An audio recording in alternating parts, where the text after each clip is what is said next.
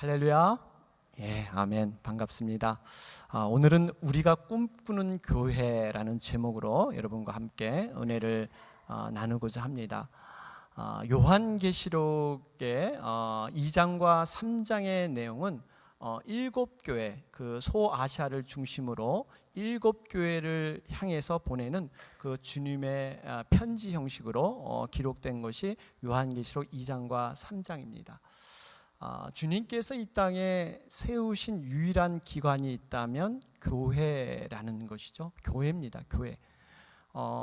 주님이 이 땅에 남겨놓으신 것, 우리가 보통 이렇게 유물이라 그러고 유산이라고도 하는데요, 이 땅에 남겨놓은 것이 유일한 게 뭐냐 그러면 교회예요. 교회.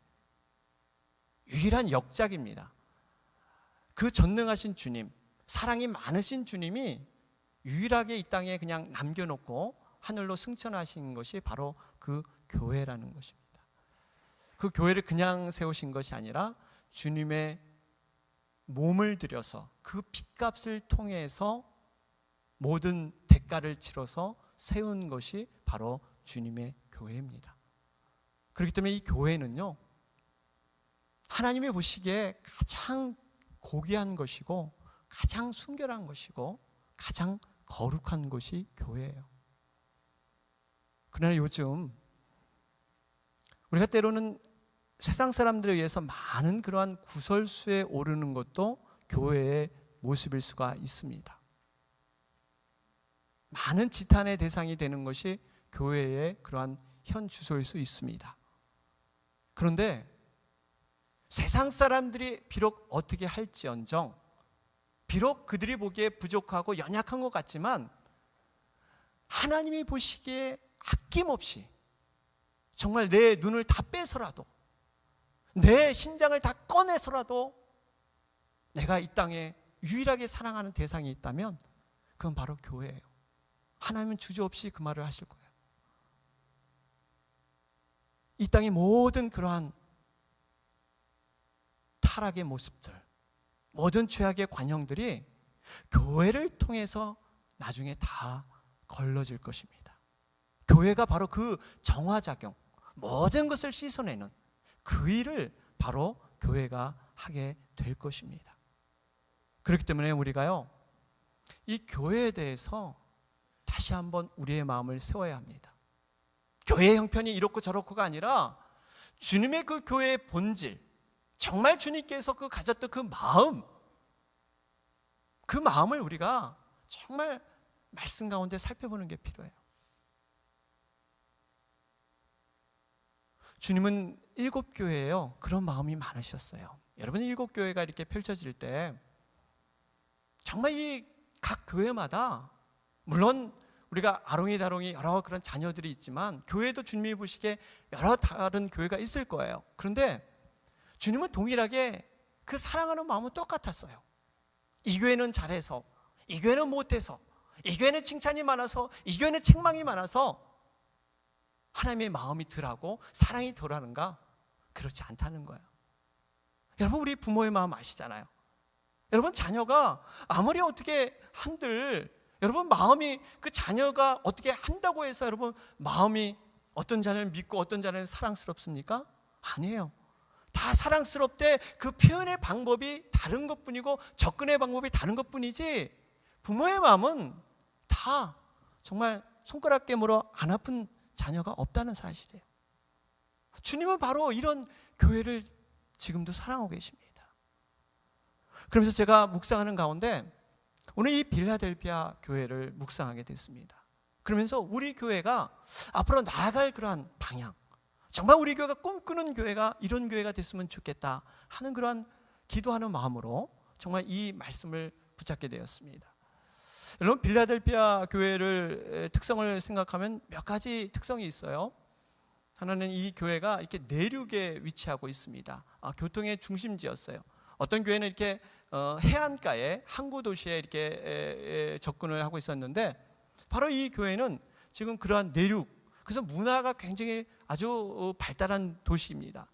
그리고 요한계시록에 이러한 7교회 가운데 우리가 잘 알고 있는 우리 칭찬을 받은 교회 2교회를 꼽은다 하면 바로 이 빌라델피아 교회와 서머나 교회, 이러한 특징이 있습니다.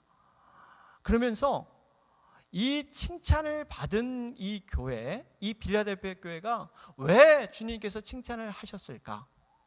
우리는 좀 그 부분을 좀 살펴보면서 이 주님의 칭찬, 사람의 칭찬이 아니라 주님의 칭찬이라는 이 포커스를 두고 아마 오늘 말씀을 좀 우리가 깊이 있게 좀 살펴봤으면 좋겠어요. 사람들이 어떻게 얘기하든 그것이 중요한 것이 아니라 과연 주님이 보시기에 어떤 교회인가 하는 것이 이 빌라델피아 교회 가운데 들어 있습니다. 그래서 이 말씀을 우리가 함께 좀 나눴으면 좋겠어요. 여러분, 어떤 칭찬이 이 교회 가운데 있었습니까? 오늘 8절 말씀을 보니까요, 내가 내 행위를 아노니 내가 적은 능력을 가지고도 내 말을 지키며 내 이름을 배반치 아니하였도다. 그래요. 이 빌라델피아 교회를 보니까 적은 능력을 가지고 칭찬받는 교회였습니다. 적은 능력이에요. 많은 능력, 어떤 힘 있는 능력이 아니라 적은 능력으로 주님께 칭찬을 받고 있다는 사실이에요. 우리가 요즘 보통 교회들을 평가할 때 힘 있는 교회 하면 보통 세 가지 기준을 많이 얘기들 하세요. 교인 수가 몇 명 모이느냐, 그 교회 교인 주일 출석이 몇 명이야. 두 번째, 헌금 액수, 과연 교회 재정이 얼마만큼 탄탄하느냐. 세 번째, 그 교인들의 구성원들이 얼마만큼 사회적으로 영향력이 있느냐, 과연 그 구성원이 얼마만큼 그러한 성공한 사람들이냐. 이런 것 가지고 이 보통 교회에 대해서 힘이 있다, 능력이 있다, 뭐 이렇게 평가들을 하고 있습니다. 이것은 하나님이 보시는 기준이 아닙니다. 사람들이 보는 기준이에요. 사람들이 보는 기준이에요. 저는 개인적으로 이 목회를 하면서 사실 이 부분이 참 제가 받아들이기 어려운 부분이에요. 우리가 이제 보통들 목사님들 사이에서도 또 교인들과 나누면 목회 성공하십시오, 이 성공한다는 이 얘기가 사실 저는 굉장히 부담스럽고 좀 약간 거슬리는 그러한 말입니다. 왜냐하면 이 성공이라는 것은 물론 어떤 의도로 얘기하신지는 알아요. 그런데 성공이라는 것은 세상에서 있는 거지, 성공, 목회에다가 성공을 거기다가 접목시킨다면 여러분, 목회는 이건 세상의 수단이에요. 세상의 방법입니다. 우리가 목회라는 것은 하나님 앞에 쓰임 받는 것, 그저 하나님이 하시는 일에 우리가 수종 들고 거기에 쓰임 받았다는 것이 감사할 뿐이지, 거기에 성공이 있고 거기에 실패가 있다? 저는 이것은 아니라고 생각을 합니다. 분명히 세례 요한도 자기는 사라지는 존재, 광야에 외치는 소리로서 세례 요한은 그 모든 영광을 취할 수 있었습니다. 예수님처럼 정말 자기가 비슷하게 그럴듯하게 얘기만 해도 많은 사람들이 세례 요한을 메시아다 그리고 쫓을 수 있었어요. 그런데 세례 요한은 그저 광야에 외치는 소리로 나의 존재를 드러내지 않고 사라지는 것, 이게 어떻게 보면 세례 요한이 하나님 앞에 쓰임받는 그 못이었어요. 못. 우리가 이걸 보면 정말 목회 성공이라 보기보다는 저는 어떤 목회 열매라든지 목회의 보람이라든지 이런 것이 더 걸맞지 않나 하는 그런 개인적인 생각을 해봅니다. 어쨌든 간에요, 우리가 이러한 세상의 성공의 방법들이 알게 모르게 교회 안에서 적용되고 교회 안에서 통용되고 있습니다. 이런 의미에서 이 빌라델피아 교회는 적은 능력으로 주님께 칭찬받았다. 바로 이 부분을 우리가 주목해 볼 수가 있습니다. 여기서 적은 능력이라는 어떤 의미가 있습니까? 이것은 믿음의 능력을 의미하지 않습니다. 바로 이 앞에서 말씀드렸던 세상의 관점, 교인 수가 적었습니다. 마치 개척교회와 같았습니다. 이 교인들은 가난했고요, 정말 교회 예산도 미흡했습니다. 전해오는 말에 의하면 빌라델피아라는 그 도시가 인구 전체가 얼마 되지 않은데 한 1000명 넘어가는 아주 작은 소도시라고 합니다. 거기에 여러분 얼마나 많은 교인이 모였겠어요? 작은 교회였어요. 더군다나 그 교회가 정말 그 적은 수가 모였지만 평탄하게 어떤 어려움과 핍박이 없었느냐? 그렇지 않습니다. 오늘 본문 9절에도 보니까 사단의 회 자칭 유대인이라. 이 사단의 회, 여러분 사단의 회가 뭡니까? 어떤 사단의 중심, 사단의 본부, 뭐 이런 것이 교회를 계속적으로 혼란스럽게 만들었습니다. 그만큼 유대인의 핍박이 강했던 곳이 빌라델피아 교회였어요. 더군다나 이 빌라델피아 교회는요, 지진이 많기로 유명했던 그러한 지역입니다. 한 번에 지진이 났습니다. 도시 전체가 붕괴되었어요. 그러니까 로마 황제가 이 재정이 굉장히 많았잖아요. 그래서 돈을 들여가지고 이 모든 도시를 새롭게 건설해 주었습니다. 이 빌라델피아 사람들을 봐서는 로마 황제가 너무너무 고마운 거예요. 더군다나 로마 황제는 그 당시 단순히 어떤 황제나 왕이 아니었어요. 어떤 정치를 하는 그러한 왕의 존재가 아니라 신의 존재였고 우상이었습니다. 그래서 많은 사람들에게 로마 황제를 우상시해서 로마에게 절할 수 있도록, 로마 황제에게 그렇게 종교 생활할 수 있도록 많은 데서 강요가 들어왔습니다. 물건을 살 때 어떤 것을 할인해 주는 혜택이 있었고요. 또 이 공교육에 보내는 자녀들에게 특혜를 주는, 이 로마 황제를 숭배하는 사람들에게는 이렇게 보이지 않는 조직적인 이러한 탄압들이 여기에 있었습니다. 세상 사람뿐만 아니라 교회를 잘 다니는 사람조차도 유혹받기 쉬운, 나도 한번 저렇게 편하게 살고 싶을까, 나도 한번 저렇게 살면 어떨까 하는 그러한 유혹이 강하게 있었던 곳이 바로 이 빌라델피아 교회의 상황이었습니다. 그런데요, 그럼에도 불구하고 오늘 말씀을 보니까 그들이 믿음을 지켰다 그래요. 적은 능력으로 다윗의 열쇠를 가지신 이에게 정말 주목하면서 그들이 믿음을 지켰다 이렇게 말씀하고 있습니다. 이런 믿음을 지킨 자를 이 주님이 가만히 있지 않으셨어요. 이 믿음을 보시고 반드시 하나님의 보상과 하나님의 축복으로 하나님이 이끄신 것을 볼 수가 있습니다. 어떤 축복을 그들이 누렸습니까? 첫 번째로 보면요, 8절에 나왔는데 내 앞에 열린 문이 둔다 하는 그러한 축복을 주었습니다. 한번 우리 8절 같이 한번 읽어볼까요? 같이 읽겠습니다. 시작. 볼지어다 내가 내 앞에 열린 문을 두었을 때 능히 닫을 사람이 없으리라. 네. 열린 문을 두었다 그래요. 열린 문, 열린 문. 요즘 우리 주변에 이 열려 있다, 열린 사회, 열린 뭐 음악회, 뭐 심지어는 열린 교회, 뭐 이 열렸다는 말을 굉장히 많이 사용을 합니다. 이 열려 있다는 것 자체가 어떤 뜻이 있습니까? 쉽게 말하면 문턱이 낮다는 거예요. 쉽게 들어갈 수 있다는 겁니다. 그리고 뭔가 소통이 된다는 얘기죠. 쉽게 대화가 된다는 얘기예요. 이러한 것들이 바로 이 열린 문. 과연 그럼 우리는 무엇이 먼저 열려야 될까요?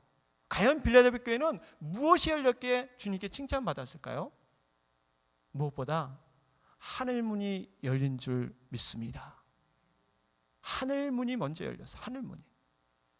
빌라델피아 교회인들은 상황이 어렵고 그들이 정말 힘들었지만 하늘에 대해서는, 세상에 대해서는 닫힐지 모르지만 하늘에 대해서는 열려있는 그러한 신앙으로 살았다는 거예요.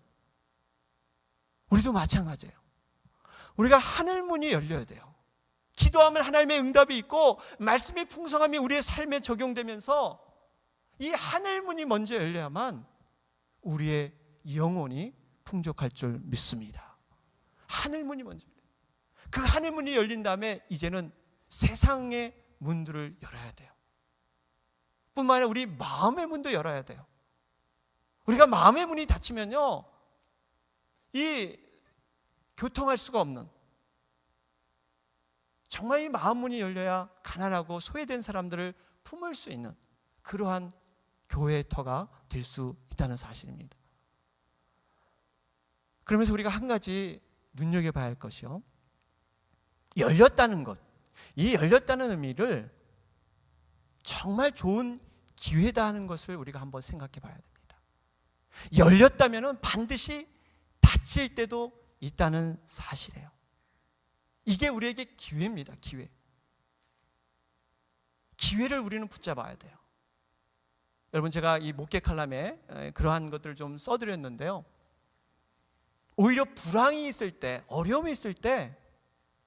더 많은 투자를 해서 벤처 기업을 통해서, 벤처 정신을 통해서 그 기업을 일으키는 이러한 전례가 참 많았습니다. 우리도 이 열려 있을 때, 정말 열려 있을 때, 예배 생활도 그렇고요, 교회 봉사도 그렇고, 영혼 구원도 마찬가지예요. 기회가 있을 때 우리가 잡는 것, 그 기회를 잘 사용하는 것, 이것이 하나님이 굉장히 중요시 보이는 그러한 곳이다 하는 것을 볼 수가 있습니다. 여러분, 모든 것이 때가 있습니다. 우리 인생에 때가 있고, 모든 것이 하나님이 원하시는 때가 있고, 그러한 것들을 우리가 잘 찾아가는 게 굉장히 중요합니다. 예전에 이 그리스의 이 시라큐스라는 도시에 한 동상이 서 있습니다. 근데 그 동상은 참 모양이 참 특별해요. 이 사람의 모습을 하고 있는데 앞머리는 굉장히 무성합니다. 이 머리가 굉장히 많이 있어요. 그런데 뒷머리는 대머리예요. 이걸 뭐 어떻게 설명해야 됩니까? 이게 어떤 대머리인지 모르지만 뒷머리는 하여튼 대머리입니다. 그리고 이 보통 날개가 어깨에 달린 게 보통 이런 동상인데, 이 날개는 이 발에 날개가 달렸다고 합니다. 그러면서 동상 아래 글귀가 써 있어요. 그 글귀에 뭐라고 써 있냐면, 누가 그대를 만들었는가 리시퍼스, 그대의 이름은 무언가 기회, 그대는 왜 발에 날개를 달았는가 더 빨리 나르기 위해서, 그대의 앞머리가 무성한 이유는 무엇인가, 내가 올 때 사람들이 쉽게 붙잡을 수 있도록. 그럼 그대의 뒷머리는 왜 대머리인가, 한번 지나가면 다시는 붙잡기 어렵기 때문에 바로 그대의 이름이 기회다, 이렇게 기록되어 있습니다. 여러분, 의미 있지 않습니까? 우리가 기회라는 거, 이 기회라는 거는 한 번 가면 다시 오기 어렵다는 사실이에요. 내일이라는 것도 우리의 추측에서 막연히 내일이 또 올 것이라 그러지만 그 내일을 아무도 장담하지 못한다는 사실입니다. 그렇기 때문에 우리가 열려 있다는 것, 이것을 깊이 묵상해 봐야 돼요. 그것이 바로 우리에게 준 기회다 하는 것들을 다시 한번 돌아보게 됩니다. 두 번째로는 어떤 축복이 있었냐면요, 시험의 때를 면하게 하신다 하는 그러한 축복을 주셨습니다. 본문 10절 11절 말씀 한번 우리가 다시 한번 읽어볼까요? 우리 10절 11절 화면을 보도록 합니다. 시작. 내가 나의 인내의 말씀을 지켰은즉 내가 또한 너를 지키어 시험의 때를 면하게 하리니 이는 장차 온 세상에 임하여 땅에 거하는 자들을 시험할 때라. 내가 속히 임하리니 내가 가진 것을 굳게 잡아 아무나 내 면류관을 빼앗지 못하게 하라. 그렇죠? 여기 보면 이 시험의 때를 면하게 한다 하는 그런 축복이 있어요. 여러분, 이 세상을 살아가는 인생들은 어떻게 보면 시험의 연속이다 그래도 과언이 아닙니다. 우리에게 많은 시험, 크고 작은 여러 가지 시험이 있습니다. 어려움이 있습니다.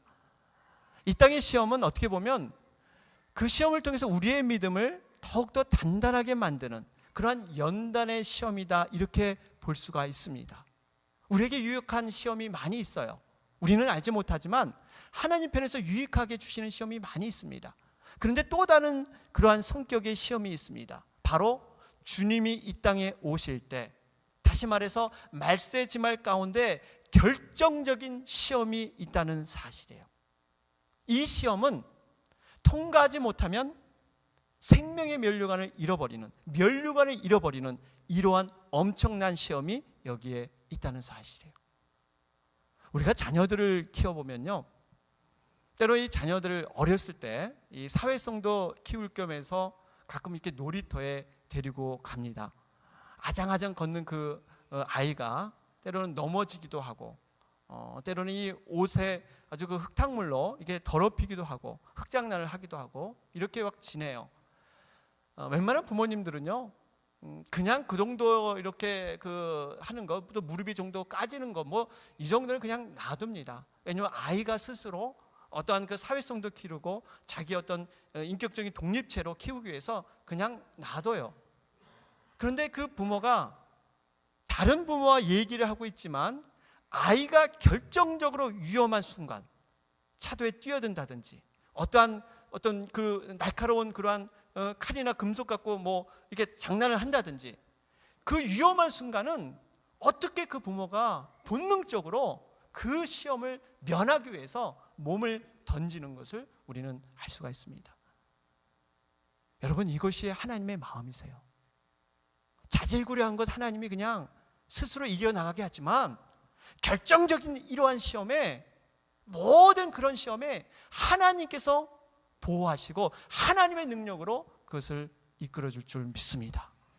이것이 결정적인 시험, 여기를 통과해야 돼요. 어떻게 보면 지금 우리가 그 결정적인 시험을 통과하기 위해서 지금 애쓰고 있는 거예요. 신앙훈련 받고요, 이 땅에서 여러 가지 연단의 시험들, 그걸 우리가 지금 거쳐가는 거예요.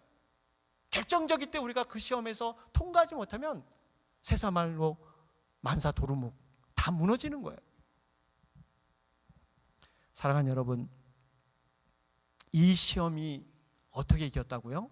오늘 보니까 인내하면서 말씀을 지킴으로. 인내하면서, 그냥 말씀을 그런 게 아니라 인내했다 그래요. 인내. 예? 이런 인내를 통해서 그 말씀을 지킬 때 그 자에게 생명의 면류관을 주실 줄 믿습니다. 이렇게 우리에게 약속하셨어요. 마지막 셋째 축복이 어떤 축복입니까? 오늘 12절, 13절에 보니까요, 성전의 기둥이 되게 해주신다 그래요. 성전의 기둥, 성전의 기둥. 우리 12절 13절 한번 더 읽어볼까요? 같이 한번 읽어보겠습니다. 시작. 이기는 자는 내 하나님의 성전의 기둥이 되게 하리니 그가 결코 다시 나가지 아니하리라. 내가 하나님의 이름과 하나님의 성 곧 하늘에서 내 하나님께로부터 내려오는 새 예루살렘의 이름과 나의 새 이름을 그의 위에 기록하리라. 여기서 중요한 것이요, 성전에 기둥되는 자가 아무나 되는 것이 아니라 이기는 자, 이기는 자, 이기는 자예요. 우리가 끊임없이 영적 싸움을 하는데 그 영적 싸움을 잘 견디는 자, 그것을 믿음으로 통과하는 자에게 하나님의 성전이 정말 이러한 기둥이 된다, 이렇게 말씀하고 있습니다. 뿐만 아니라 이 기둥에 뭐예요? 새 예루살렘의 이름과 나의 새 이름을 그 위에 기록하리라. 그러니까 그 기둥에 주님의 이름이 이렇게 이 문패처럼 기록되어 있는 거예요. 제사장이 여러분 이렇게 이마에 띠를 두르잖아요. 여호와께 성결, 이러한 띠를 통해서 그 제사장의 권위와 제사장의 그 거룩성이 거기서 나타나듯이 그 기둥에 주님의 이름이, 그 문패가 이렇게 새겨진다고 말씀하고 있습니다. 엄청난 축복이에요. 그런데 여러분, 이 말씀을 우리가 보는 것보다 그 당시에 지금 이 빌라델피아 사람들이 이 말씀을 들었을 때는 완전히 그 마음속에요, 감동이 일어나고 마음속에 커다란 충격이 거기에 맺히게 됩니다. 왜냐하면 그들은 지진을 많이 겪어봤잖아요. 지진이 났을 때 다른 거 다 무너져도 기둥은 남아있는 거예요. 다른 석가래, 다른 창문 다 무너져도 기둥은 남아있는 것. 그들은 그걸 생각하면서 얼마나 이 말씀이 위로가 됐겠어요. 우리가 생각하는 그 정도가 아니라, 와, 그렇다, 정말 그 위에 또 하나님의 이름이 새겨진다를 볼 때 얼마나 놀라운 그러한 마음의 감동이 있었겠는가, 우리가 돌아볼 수가 있습니다. 사랑하는 여러분, 우리가요, 이러한 세 가지 축복, 그 축복을 받으려면요, 믿음 안에서 정말 승리하는 자, 바로 그러한 자가 되어야 됨을 주님의 이름으로 축원합니다. 우리는 정말 그런 자가 되기를 한번 노력해야 됩니다. 그러면서 이러한 칭찬을 받을 수 있는 비결이라 할까요? 과연 이 빌라델피아 교회가 적은 능력으로 있었던 교회인데 그 원인이 어디였을까? 오늘 말씀을 보니까요, 내 말을 지키고 내 이름을 배반치 아니하였다. 그렇기 때문에 내가 바로 이러한 축복을 준다 하는 것이 주님의 결론의 말씀이세요. 이 교인들은요, 하나님의 말씀을 생명처럼 여겼습니다. 그리고 주님의 이름을 어떤 상황에서도 결코 배반치 않았습니다. 말씀을 붙잡고 생활 가운데 그 말씀을 적용해 보고자 아주 애썼어요. 그리고 자신이 크리스찬으로 살아가는 것에 대해서 너무나 자랑스럽게 여겼던 사람들이 필라델피아 교인들이에요.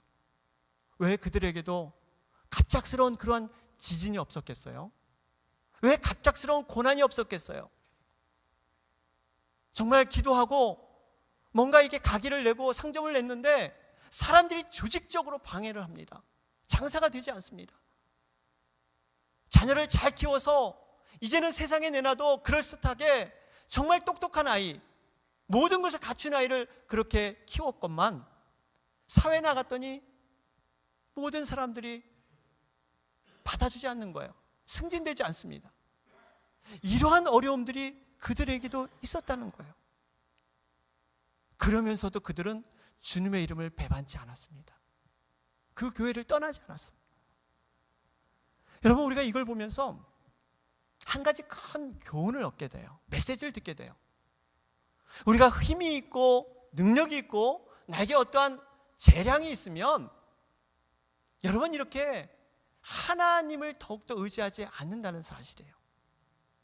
세상 것을 의지할 것이 있다면 하늘문이 열렸던 그 하나님의 그 도우심, 하나님의 소망에 대해서 그만큼 둔감할 수 있다는 사실입니다.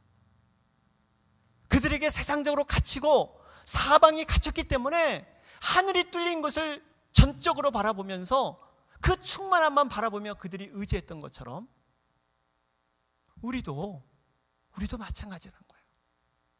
여러분, 그래서 고난이 있다고 해서 때로는 사방이 막힌 것 같다 그래서 여러분, 사방이 막혔기 때문에 하늘을 우리는 볼 수 있을 줄 믿습니다. 하늘을 우리가 충만히 볼 수 있던 것은 사방이 막히지 않으면요, 우리는 자꾸 곁눈질하고 세상 것 여러분 의지하려 그럴 거예요. 이것이 바로 하나님의 큰 섭리와 하나님의 큰 원리 안에서 지금 움직이고 있다는 사실입니다. 그러면서 우리가 꿈꾸는 교회를 묵상하면서 이제 말씀을 우리가 어떻게든지 붙잡아야겠다. 이 말씀을 어떻게든지 우리가 붙잡고 말씀과 씨름하는 교회, 우리 개인뿐만 아니라 우리 교회 전체가 이러한 것을 어떻게 우리가 가져야 될까? 그래서 저도 고민을 해봤습니다. 여러분들, 내년에 우리가 이 성경 1독을 한번 여러분 최소한 한번 좀 여러분이 좀 결심을 하시고 좀 그 일을 좀 이뤘으면 좋겠어요. 그 결심이 새해에 되면 안 되고요, 연말에 돼야 새해부터 시작을 합니다. 그래서 지금 묵상하기는 우리가 하루는 1월 1일 날 좀 뜨시는 분이 모여서 우리가 좀 시작하는 의미에서 성경 그 1독을 시작하는 의미에서 이 같이 그 읽어나가는 그런 통독을 한번 하루를 이렇게 잡아서 해볼까 하는 그런 생각도 있습니다. 그리고 말씀드렸듯이 성경통신, 우리가 이것을 계속적으로 이렇게 읽어가면서 그 뜻을 헤아리면서 여러 가지 그 배경도 같이 한번 이렇게 헤아려 보고, 어쨌든 우리가 이 영적인 말씀을 먹는데 우리가 좀 최선을 다해 보려고 그래요. 여러분, 말씀이 있는 곳에 성령도 여러분 함께 있음을 믿습니까? 말씀과 성령은 함께 하시는 거예요. 바울을 보세요. 두란노 소원에서 오로지 2년 동안 말씀 묵상하고 말씀 연구하고 말씀만을 가르쳤습니다. 그런데 그가 과거에 경험하지 못했던 놀라운 희한한 능력이 그를 통해서 나갔어요. 그가 입었던 앞치마나 수건만 덮어도 병이 낫고 귀신들이 쫓아지는, 오로지 말씀만 잡았는데 놀라운 성령의 능력이 거기서 일어났다는 사실이에요. 말씀과 성령은 결코 떨어질 수 없는, 여러분, 말씀과 성령은 하나임을 믿으시기 바랍니다. 이러한 말씀을 우리가 함께 나눴으면 좋겠어요.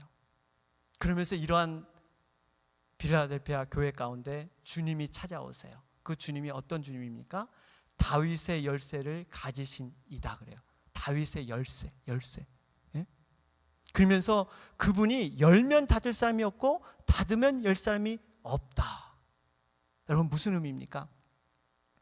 쉽게 말하면 그분이 자신의 뜻대로 모든 것을 행할 것이고 그 누구도 그분의 뜻을 막을 수 없다, 이렇게 볼 수가 있습니다.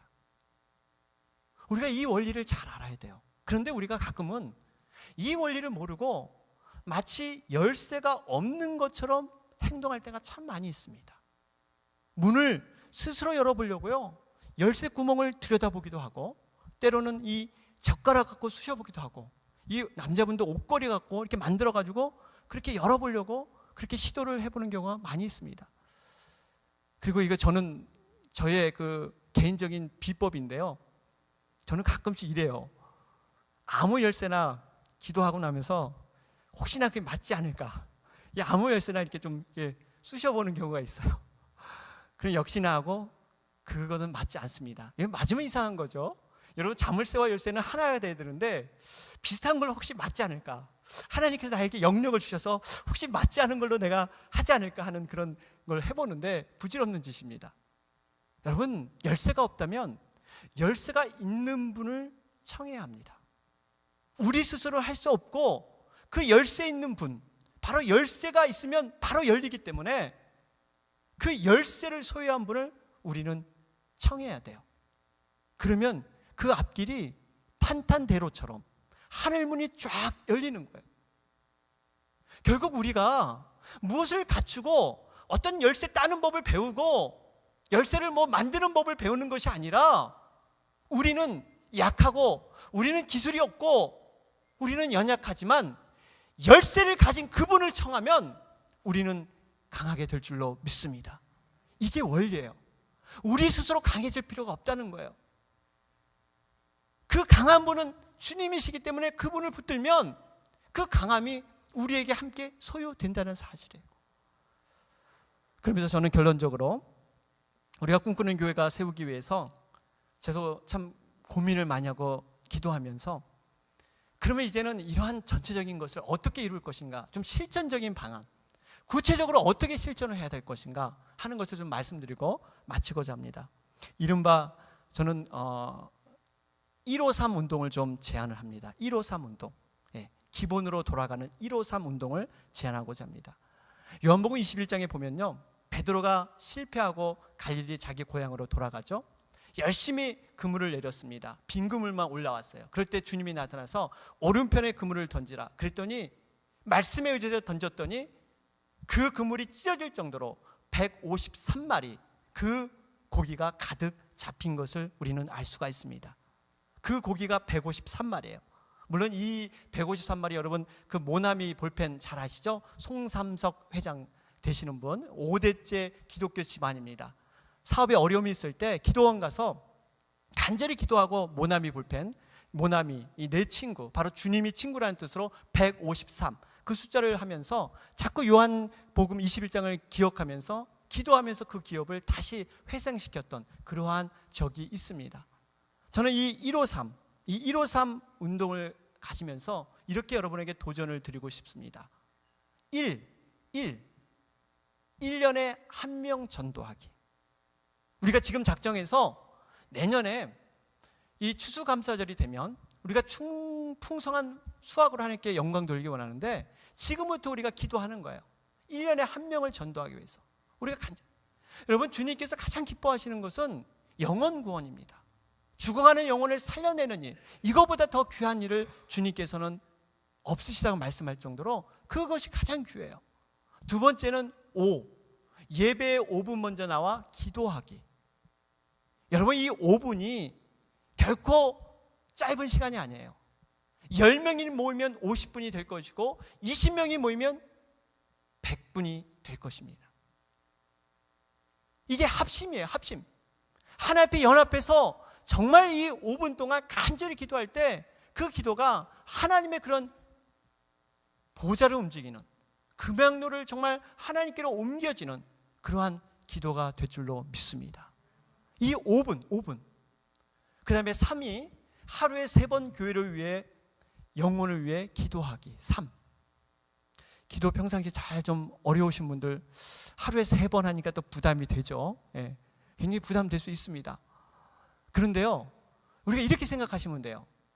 하루에 여러분 3번 식사는 하시잖아요.